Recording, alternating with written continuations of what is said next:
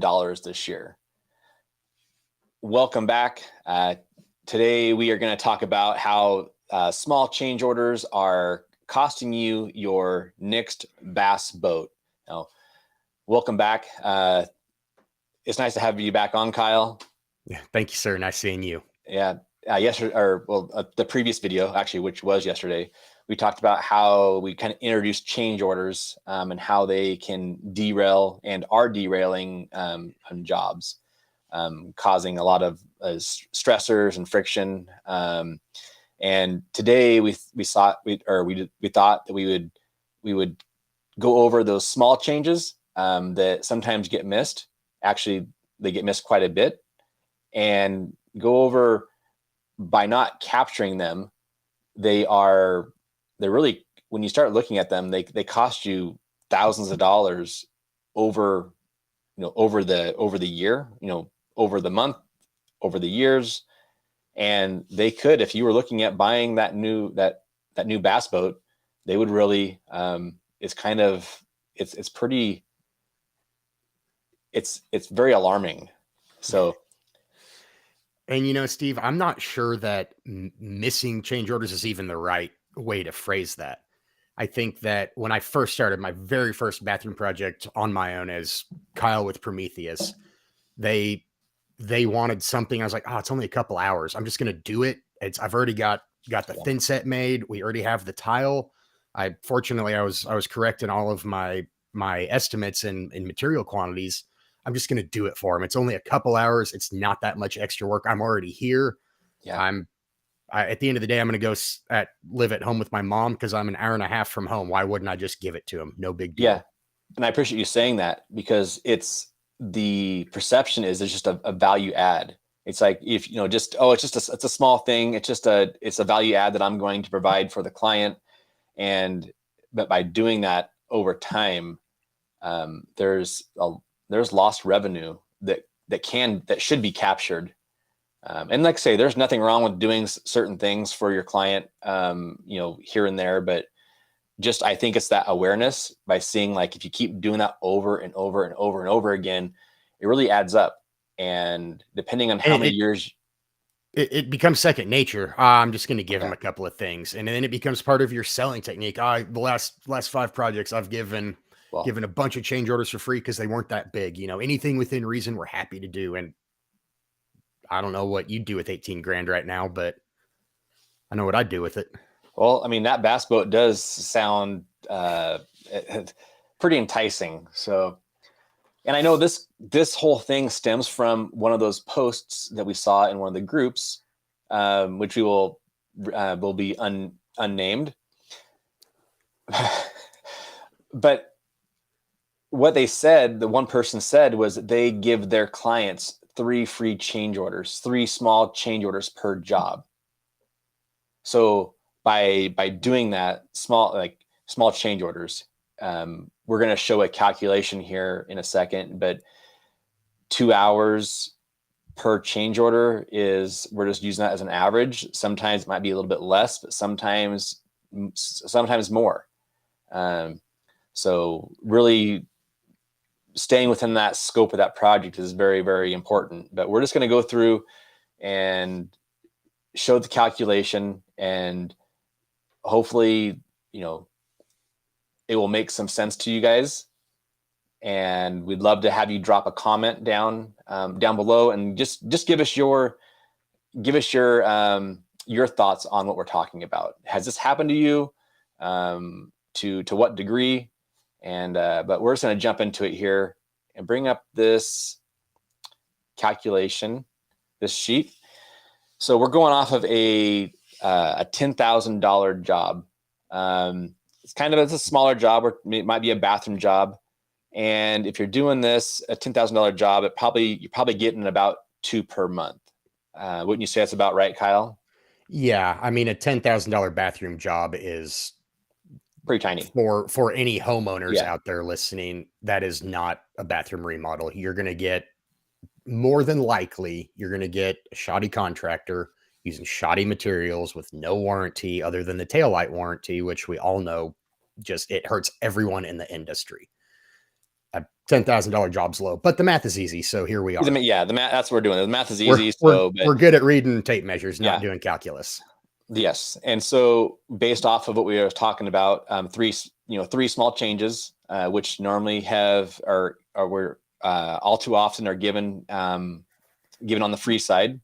Let's say you have your daily rate. You're going to have you and another worker, helper, an apprentice, or whatever you end up calling them, a team member, $1,000 per day. Each change, we're going to say averages 2 hours. There's no rhyme or reason. We're just using 2 hours just as a simple figure that we can, for calculation purposes. And when you break everything down, your hourly rate is $125 an hour based off of an 8-hour day. So I know that a lot of contractors are working, you're working more than that, but $125 per hour. And as we go down the calculation here, we have, 3 small change orders at 3 small turd change orders, to be exact. And at 2 hours each equals 6 hours. Seems small, insignificant. Like 6 hours, why wouldn't you just go ahead and just do that for free? Just as a value add. Or project assumed 2-week week job. Now the interesting part here is that if you take $750 on that job that you were just giving away, but you were able to capture that, and by doing 2 jobs per month, that's $1,500 per month that you're losing in revenue. That's pretty significant, especially when you look at the whole year. That's 1 month times 12 months in the year, $18,000. Now, we take it a little bit further. If you're making your business goals, looking 5 years down the road, $18,000 times 5 years is 90 grand. I don't know what you do with 90 grand extra in the next 5 years. But I can think of some things that I would love to do versus putting that money, just keeping that money in the client's pockets. As a parent, that looks like a pretty good payment for college. My daughter's 5, so realistically, I have 15 years of $270,000. I can put her through med school with that kind of money, at least here in Missouri, anyhow. But on a contractor side, that's a new boat, baby. That is new Steve Farron bad boy. Yeah, these are just the small things that are not getting captured or might not be getting captured.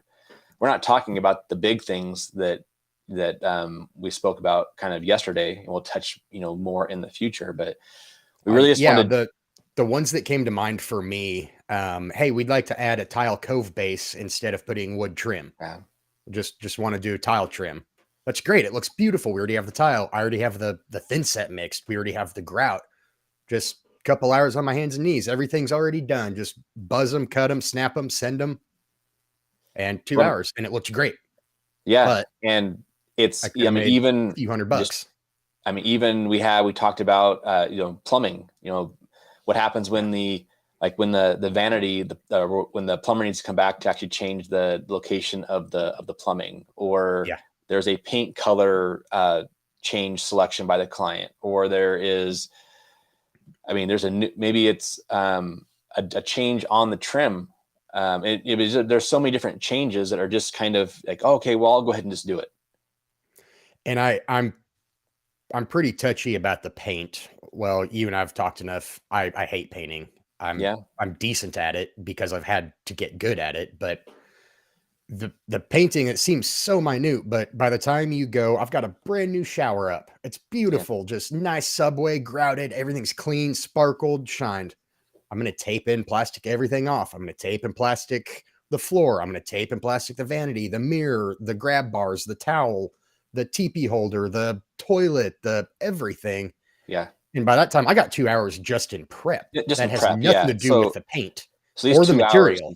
This 2 hours is pretty conservative overall. And And because by the time you actually do your traveling and your wear and tear in your vehicle, we didn't even touch, and you were mentioning earlier, we were talking about just the materials. This is just, we're just talking about just capturing just the labor right here. So hopefully this is, hopefully this sinks in a little bit. And again, make sure, and if you find this content valuable, hit the like button, subscribe button as well on the channel, so you can be alerted when we go live again.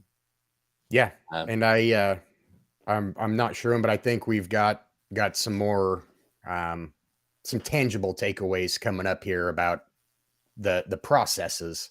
Yeah, no, yeah, So definitely. You have to have a system and stuff to be able to capture this. It's not, I think it's so common to say, next time I'll go ahead and I'll take care of those small change orders. Well, if you don't have a process in place or a system, it's not going to happen. Yeah. There's that, I'll go ahead and capture on the next job. Well, why should your next job, your next client pay for your lack of for your lack of capturing, just for your lack of business skills? Yeah. So is there anything else that you would like to add before we jump off here? Because I want to keep this one kind of brief. Yeah, no, I think another one, it falls back to knowing exactly what's in your contract. In layman's terms, the homeowner, the client, the end user has to know what you're doing. And again, that's not down to the size of brad nail you're going to use or the type of drywall mud or the type of thin set. It's here's what we're doing. And just being clear. I mean, I tend to give materials as well, the names of products and whatnot, but you've got to know what's in your contract. And if you're not the one on site, then your guys on site absolutely have to know whether they're doing something outside of the contract or within the standards of that contract. Well, I think it's just being, I think the term contract, I mean, it needs to be broken down a little bit. Just being like very, very taking the scope of that project and being very, very clear on what is included and what's not included. Yeah. Because, and making sure that all parties understand that. And like, if there needs to be a change on the job, like how that's handled. Absolutely. I mean, you have to have the processes. You have to have, it's some legwork. It's one of those Tuesday nights when the boys are out shooting darts at the bar that you got to sit down and just get your processes in place to handle it. And for an extra $18,000 of revenue on your top line, wouldn't this be worth going and trying to figure this out and get a system in place to capture those small changes? You'd certainly I think so. Yeah. I mean, it seems like a no-brainer. And I think it's just one of those things. I think it's that value. It's like that, you know what, I'm just going to go ahead and do it. It's going to make the job go smoother. But we talked about on the last video that sometimes just doing those small things is a value add. And also to the homeowners, I mean, we're using the bathroom as an example. Know that, it only takes the guys a couple hours to do it, but that's a lot of money. You don't get to give somebody extra money and help them very often, especially when they are working their butts off for you. Yeah. And again, I know that's one-sided as I'm a contractor, but things aren't free, even though they look like they could be. Yeah. Well, it just even goes just with any profession you're in. I mean, you get paid for the work that you do. So being in as a contractor should be no different.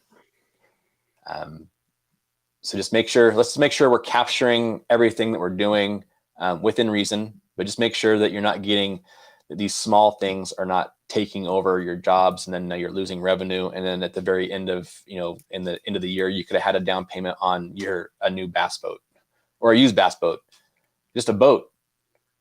Or my boat budget is $25,000 to buy a used boat. $25,000. And, that, boy, year and a half, you're telling me I could have a new boat?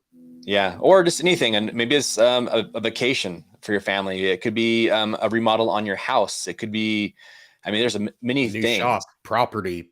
Yeah. Yeah. So there's tons of things. So anyways, we're going to sign off here. We'll jump on here on the next. You'll see us in the next video. So just make sure to comment. Love to know your thoughts on what that we just talked about. If this content is resonating with you, hit the like button, subscribe to the channel, and we will see you on the next video. All right. Talk to you later. Thanks, Steve. See ya.